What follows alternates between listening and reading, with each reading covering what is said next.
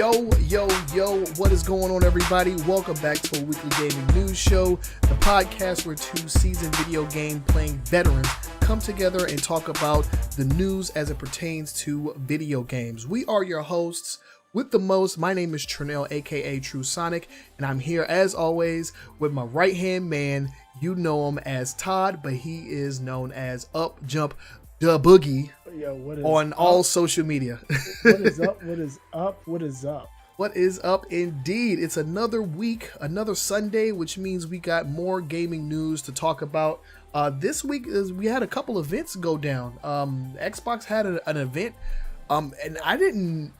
Has this always been a thing? This thing kind of came out of nowhere. No, I think this is the first year. So okay, normally around October, Xbox has a Surface event, and they normally have been doing Xbox announcements with that. But apparently, right, it was like more of like their like tech event for like right. Microsoft stuff, not like entirely like Xbox related. Yeah, this is the first. This is called what, XO18. Yeah, this is the first one I remember of any time. I've never heard of this thing before. They did it in Mexico City, and they had some serious announcements. They did. They're not playing games. No, they're definitely not. They're not playing games with these games, and we'll definitely be talking about that later. But first and foremost, I do want to, let you guys know that I have finally joined the Dirty 30 Club. Your boy done turned 30. Can we get a round of applause on turning 30? Yeah, man. Birthday was on Friday, the 9th. I had a great time with my girlfriend and family. I streamed for a little while on my personal channel. Got a lot of love from the homies, so that felt really good. But that was pretty much my entire weekend, was just celebrating with everybody. My cousin's birthday is actually on the 10th of November, so we do like a dual birthday thing just about every year. I'm 30. My back hurts. Yeah, pretty much. Mount Lover. Shouts out to Mount Lover in the chat. He actually joined me for the birthday dinner. That was really good to see you there. Boogie, what have you been up to though? Nothing, man. I got this new job that I'm still trying to get learned on, and that's it. Yeah, let me know if they hiring, because no, I'm just kidding. If they hiring, let me put a good word in. I'll send you my resume. Actually, I think they need one more. They need one more person in the position I'm in, but snap, we're all the way up in Frederick. I don't know. Oh yeah, no, we ain't making that commute. I'm gonna have to move into your basement if that's gonna happen. But yeah, a lot of celebrations this weekend. It felt really good to see my friends and family out there. So with that said, let's go ahead and get into the show. We have an update from last week. Yes. Because last week we talked about the Nintendo Switch and the possibility of YouTube becoming available. And so let's see, what is the update that we have around that? YouTube is on the Nintendo Switch. Oh, okay, cool. So it came out day and date that was rumored. Okay. So that rumor was seemed to be 100% accurate. And who was it leaked by? I can't remember. I think it was a French outlet. Right. And yeah. what they did is they saw a tile in like a development unpublished version or non-public version of the eShop. Oh, okay. They saw a YouTube tile. I think they were like, the code. They were code junkies. They were code sniffing, and they found a YouTube tile and that was associated with the eShop. Okay. Okay. So it's here. I actually haven't touched my Switch in quite some time, so I don't know what the heck is on there right now. I did pick it up and I installed it on my daughter's Switch because she's a YouTube junkie. And do they have the YouTube Kids app? Is it a separate app? Yeah, that's a separate app. They don't have YouTube Kids. Okay. But yeah, it's there. It works like YouTube. It's actually pretty intuitive. Is the touchscreen available?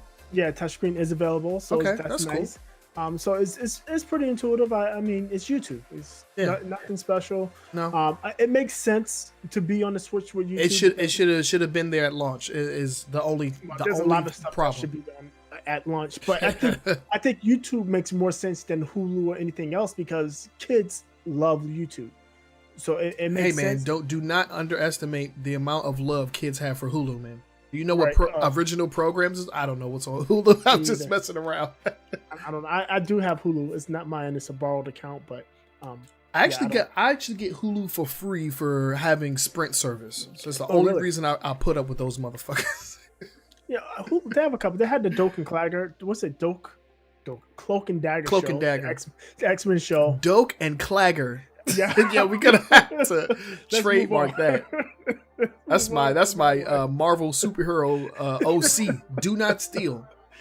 Doak and Clagger coming to a theater near you. But yeah, this is I mean, I guess it's okay. Nothing really more to say about it. You can now watch YouTube on the Switch. Yeah, pretty cut and dry. Going with that. I mean, again,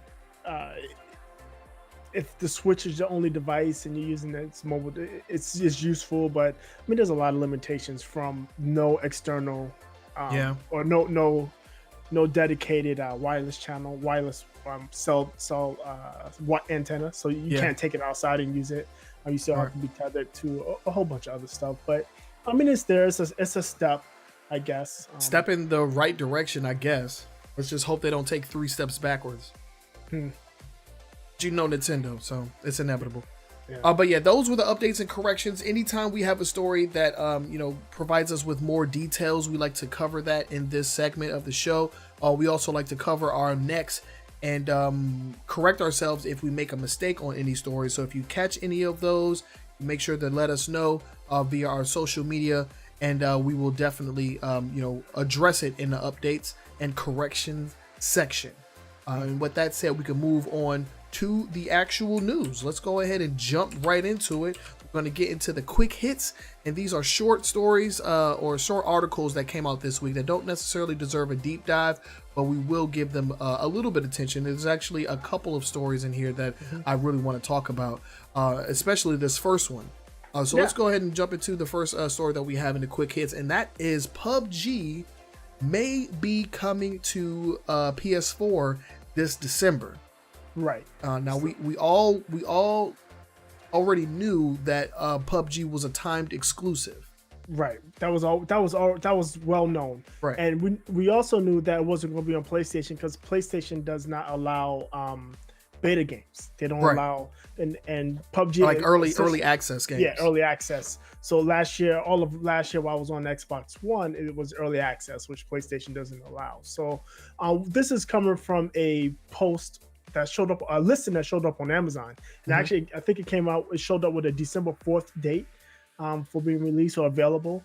And, they immediately pulled it down. If you have it cash, you still have access to it. But Amazon pulled the listing down. But I don't think this surprises much of anyone. And I think even last year when Microsoft announced it, they did announce that it was a timed exclusive. Right. Yeah. So no surprise there. The only thing that I have to say about this is the popularity of PUBG has definitely declined over the last couple of months, especially with the release of Black Ops and its take on the battle royale mode. Was it Blackout? Yeah, Blackout. But yeah, those are the stories that have been going around. Yeah. But when you go and actually look at the numbers, PUBG is more popular than it was at this time last year. So it's still growing and it's still very popular. It's not the darling that it was last year. It isn't. It's clearly, fighting for the number 2 spot because Fortnite has surpassed it in every sense of the word. They got the numbers. They got the players. Do we have a story on that? No, I didn't add that. No. Oh well, yeah. They had what was it reported? 8.3 million. I did do that on the 10 and 10. Yeah. So 8.3 million since they opened up their player base to Korea, South Korea. And this is concurrent players. That's not like active accounts. It's 8.3 million people playing the game at the same time. That's unheard of. And I think back in February it was something like 2 million. We talked about that then because that was a record, and it's 4 times that, almost 4 times that. It's crazy, quite ridiculous. But PUBG is still very active. I mean, it hovers around 750 to 1 million players concurrently playing. So I mean, and that's good, and it's going to open it up to a wider player base too on PlayStation. I'm sure that there's a lot of PlayStation owners that have been wanting to play PUBG if they haven't already played it on PC. That is right, and they got the H1Z1, right, and they also have H1Z1, which is exclusive to PlayStation right now. Yes, for now.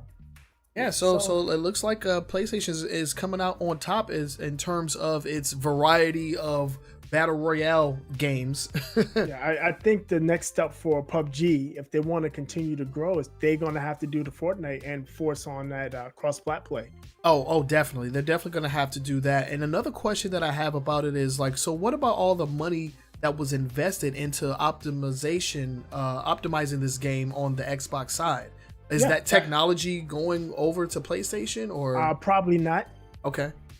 Probably not. Yeah, because it's like this we paid for this. This is for our console. Like I don't really see that going over. So remember, PUBG was also has also been enhanced for the Xbox One X. Right. So that is not possible for PlayStation to run it and with those type of settings. So okay. That part of it is not going, but just the base game is going, and it's going to be a finished game. So okay. I look forward to seeing the side-by-side comparison videos on YouTube on my Nintendo Switch talking about PUBG. We'll look forward to that, and if anything else comes out of this store, we'll make sure to update you guys. But yeah, it hasn't been confirmed. It's not set in stone, but everything is looking towards this happening, especially with that post that went out there.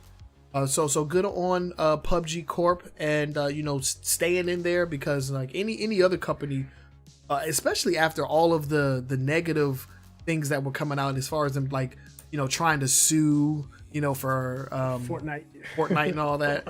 After all of that came out, it's good to see that they're back in good graces, and we haven't heard and they're working on the game. And they're working on the game, which is exactly what they need to be doing, because the game definitely needs work. Apparently, according to more recent stories, not as much anymore.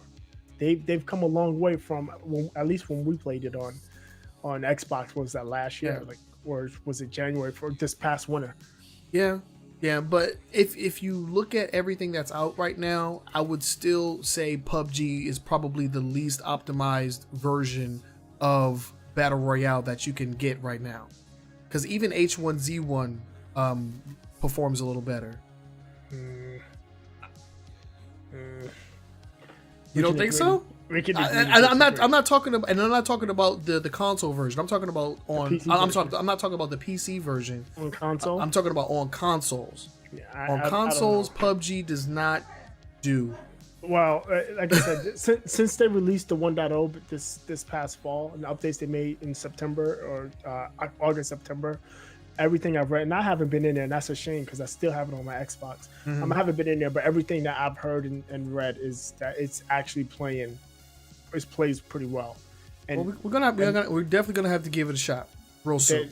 The focus now is on additional content and cleaning up. There's always bugs and errors, and cleaning that stuff up and balance it. Okay, all right. Well, good on them. Hopefully they keep going strong.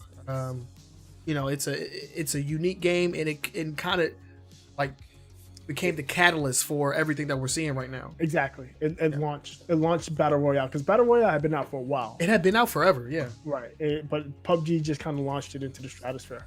Yeah, put it into the mainstream. Yeah, it helped launch it out to the stratosphere, yeah. Yeah, exactly. So here's to freaking PUBG. May it freaking live long and prosper, I don't know. All right, Spock. That's the only Star Trek freaking reference that I know. That's the only one. Moving on, we got news out of Ubisoft. More news out of Ubisoft. We actually talked about this before. Assassin's Creed Odyssey has missed out on another live mercenary event. It has been canceled, which is forcing Ubisoft to pretty much suspend the mercenary live events in its entirety for the time being.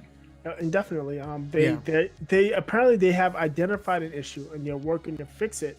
They just don't know when they're going to fix it, and as such, they've taken up, because I guess they're supposed to be monthly events. Yeah. The one in October failed, where the mercenary wasn't spawning. So it worked a little bit, but it didn't work for everybody. So it wasn't reliably spawning. They had the same type of issue this month, so they pulled it out. And to make amends, they activated some extra epic ship events. And I have been seeing notifications for the epic ship events in game, but I actually haven't like participated in any of them, to be honest. And like I just got through the main quest line in the game, you know, maxed out all of the character stats and everything. You know, got to the end. There's no end credits, which made me feel like pretty bad, because this game is gonna be worked on well into 2019, because as we reported on earlier, there's not gonna be an Assassin's Creed game in 2019. Right, they're gonna add DLC for this, and they're gonna run this like a live event game. Yeah. If they can get it working. Right. And but the live ship events are currently working. I haven't engaged in any of them yet, but those seem to be working fine. But it's something with the mercenary events. I don't know. It has something to do with the character spawn, I guess. And the thing, again, they did stress, or they did make it a point to say that it does work, but in some cases, it's not working for everybody. Right. And they said if everybody can't participate, they just don't want people to feel left out, essentially. Right. So, yeah, they're shelving it. Hopefully, they get it fixed, and by the time I get to Assassin's Creed Odyssey next year sometime. Shoot, I wish I didn't buy the digital copy of this, because I would just give it to you. I gave away my. I just haven't played it. Oh Lord, Boogie! God. I let one of my friends essentially have my Assassin's Creed Origins, because you know I finished that game. I have no intent on picking it back up. And the same thing goes for this one. I mean, once I've seen the end of the character's like story, like the character's story is essentially over unless one of the DLC packs, because I know they have a season pass, but I don't think the DLC will address Cassandra, the main character. Right. It's going to be like different stories, you know, based around other characters in the same like time frame. So yeah, I really don't have any intent on coming back to the game, even though they're trying to, you know, do this live service thing where they keep content, you know, slowly rolling in. I honestly just don't see the point, you know. Right. That's just me personally though. It was a long game. Took me about 87 hours to beat. Oh wow, that's a lot. That's a lot of content. It is a lot of content, but you know, we talked about this earlier. You know, around the game's launch window. A lot of it it's just kind of like busy work, especially when you need to level up in order to do certain missions. Certain story missions are like, you know, locked behind level gaps or level caps, I should say. And you know, then once I hit level 50, which is the max level, there was really nothing for me to do besides just, you know, go through the story. So what you're telling me is when I pick up Assassin's Creed Odyssey, grind myself up to level 50 and then just burn through the story. That's essentially what I did. I got to level 50. There was nothing. I got all of my equipment maxed out, all of my gear, all of my weapons that I wanted to use, and then I just ripped through the story. But the thing is, the enemies do scale with your level. So that's nice. It is, but man, like when I hit the assassinate button, you should be assassinated, and that's not the case. Like I've for some reason, unless you use like one of your stamina bars, I can't remember what it's called. Unless you use that bar, you're not killing people in one hit. You're just not. And for this to be an Assassin's Creed game, and like I'm fighting like normal like grunt enemies, and I have to use a stamina bar just to assassinate you, like that irks me a little too much. But yeah, I don't know. If enemies scale with your level, it kind of defeats the purpose of putting a leveling system in the game. He has a point. I didn't understand. I didn't understand the point of it. It's like, why because and then here's another story, and I don't want to rag on Assassin's Creed because I did put 84 hours in it, so I did enjoy it. But I just have these little nitpicks. There was a mission that I wanted to do where the enemy was like level 40, right? I was level 38. So I was like, okay, let me get to 41 and then I'll go kill him. But then, of course, he leveled to like level 41. So I was just like, come on, man. I could never be overpowered. It was just annoying. Yeah, I mean, to Mount Lover's point or his statement, if it's done right, the enemy scaling, it can be decent. I mean, if I get up to level 50 and they level 35 character goes up to level 50, that's a problem. But if I get up to level 50 and they move the level 35 character up to like maybe level 45, 48, that's fine. Assassin's Creed Origins did it very uniquely because each area on the map had its own level. So if you went there, if you were like level 25, if you go to like the city to the left or to the right, there could be people there that are like 5 times stronger than you or like 5 levels above you. But that's just the level of that area. That area, yeah. Right. So and then the story kind of progressed in a way where you wouldn't actually need to go there until you were strong enough. Right. But in this game, it just scales with you. So I've gone to like places that were like a couple levels above me. And then I level up there, and then I go back to somewhere that was like 5 levels below me, and now everybody's like on the same level as me. And so it just, I just didn't like that aspect of it. Too many changes, but I don't want to rag on this game. It's getting enough, bad press as it is, with the end game, the microtransactions and all that. I'll just say this to end it off. I feel like they had something really good going with Origins, even though that game had its issues as well. But it kind of slid back with it just slid backwards a little bit with Odyssey. This is the same studio that made this Odyssey studio. Is the same one that made the broken. I always forget Unity. Yeah, and I didn't realize that they were being made in parallel. I thought after Origins they started on Odyssey, but that isn't the case. They were working on them at the exact same time. Hopefully the studio that made Assassin's Creed Origins are going to make the next game, because I really enjoyed that one. Definitely it put it in my top 3, honestly. And this one definitely took a couple steps back, in my opinion. And just real quick, one other thing they're doing to make up for the missing live mercenary event is that they're discounting Sargon's legendary item by 80 or Chalicum. No idea what that is. Whatever. That's apparently it's in-game currency. That's pretty hard to obtain. Yeah. Okay, I know what you're talking about now. So this is apparently a big deal that they're discounting that by this much. So there's that as well. Yeah, I mean, all that stuff is cool. You can actually find that in game, but it's like really scarce. You have to do specific types of missions for. Yeah. But yeah, that's the news coming out of Assassin's Creed Odyssey. Good game. It could have been great, in my opinion, but they took some steps in the wrong direction. Let's go ahead and move on. These are supposed to be the quick hits, and this next one is going to be quick. I promise you. This is pretty funny because we're talking about Boogie's favorite game from Boogie's favorite company, and that is Pokemon Go. Pokemon Go. Oh, I do still have it. Okay. Yeah. I was checking to see if I still had it on my phone. Oh, you do? You still have that? Oh my goodness. I got rid of that thing a long time ago. Well, since you're the Pokemon Go expert, I'll let you go ahead and introduce this story. So apparently there's a Taiwanese Pokemon Go player This guy is a Pokemon Go master. He is all sorts of extra. So apparently this guy has he's an older gentleman. I don't remember his name is San Yuan. Okay. He's playing Pokemon Go.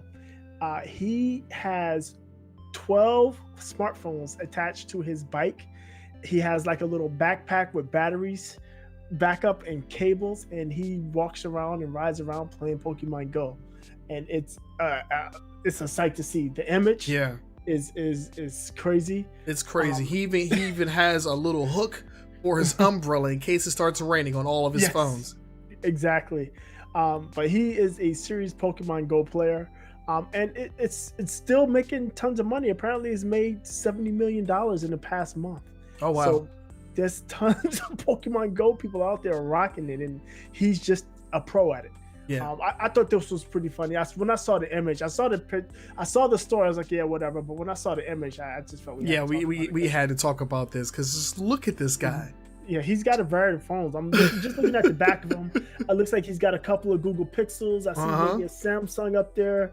Yeah, he's got a variety of phones, and he is getting his exercise in. Yeah, he's definitely going to work. So for anybody who lives in his area, I'm pretty sure he's the gym leader for a multitude of gyms in his area, because like that is he holds the power right now. Listen, with that. I aspire to retire and be like him. Walking around with 12 phones playing mobile games. That's what I want to do when I retire. My god, yeah, that whatever rig he has set up there, like I need to meet whoever put that together, because that is a stroke of genius if I've ever seen it. That is crazy. Because who has 12 phones that they want to walk around with? He does, apparently. Apparently he does, and somebody made that thing. A reality for him. My question is, are all of them on a cell plan? Does he have like a cell plan with 12 phones? Oh god, that cell phone bill is woo. Or has he just got one phone that acts as a tether to all the other 11? I don't know. I think either way, I'm sure he's consuming a ton of data. Yeah, that's a lot of data right there. Mm-hmm. Keep on keeping on, freaking whatever his name is. What'd you say it was? San Yuan. That's funny. His name is San Yuan. It's San S-A-N, and then Yuan, Y-U-A-N. San Juan. Keep on keeping on, man. Like the fate of the Pokemon Go universe is in the palm of your 12 phones, the palm of your hands. Oh my goodness. But yeah, that's actually pretty funny. And we have one more quick hit for you guys. Let's go ahead and jump into that. What we got, Boogie? Hey, do you live in Chicago? No. Do you like paying an extra 9% for all of your digital goods? Well, not all. No, that's terrible. Well, yeah, if you live in Chicago, so this came out of Sony. Sony issued a warning to Chicago users, and this is for people that live within Chicago city limits. Chicago has what they call an amusement tax. Yes, an amusement tax is a 9% tax they apply to streaming services. Now, it's not going to apply to games you buy. So if you're buying games off the PlayStation Store, that's not going to cost you anything. But what will cost you extra 9% are your services like your PS Plus subscription. If you have a PS Now subscription, if you rent movies off of the PlayStation Store to stream, that's going to cost you extra. And it's 9%. And if you think about it, if your PS Plus is $60, you got to pay extra 9%. That's the extra $5. So now PS Plus is $65. $65.40 to be exact. Actually, let's say $65.39 because it's actually $59.99, right? Mm-hmm. But you're paying an extra $5, extra 9% for all digital rentals, streaming service, streaming subscriptions. And apparently this is going on. This is just a tax. So in theory, this is charged on Netflix. Right. And it's charged on Hulu, and it's charged on Xbox Live. It seems like they may have already been collecting it, and Sony had not been, and Sony will now be collecting. That's crazy. So you basically have to pay the city of Chicago to allow yourself to be entertained. You want to entertain yourself? $5, please. Yeah, that's crazy. That is crazy. I think that's crazy, but it also highlights a struggle a lot of municipalities have been having as tax revenue drops, because people don't buy stuff in stores anymore. They don't buy CDs, records, and movies. They just stream them, and they're not getting their cut of that. So records? What are records? What's a record? So they don't get a cut of that. So they got to figure out a way to close that gap. And to be quite honest, I mean, I probably get hammered for this, but I don't necessarily mind taxes. I mind how my taxes are spent. If I'm paying taxes and you're providing me good roads, good schools, good public services. Yeah, Chicago don't got none of that. Exactly. But when I'm paying you tons of taxes, and I'm laughing because of the joke, but that's actually not funny. Chicago is in a really bad place right now. Yeah. If I'm paying you taxes and as De La Soul says, I got potholes in my lawn, I got a problem. Yeah, yeah. So, yeah.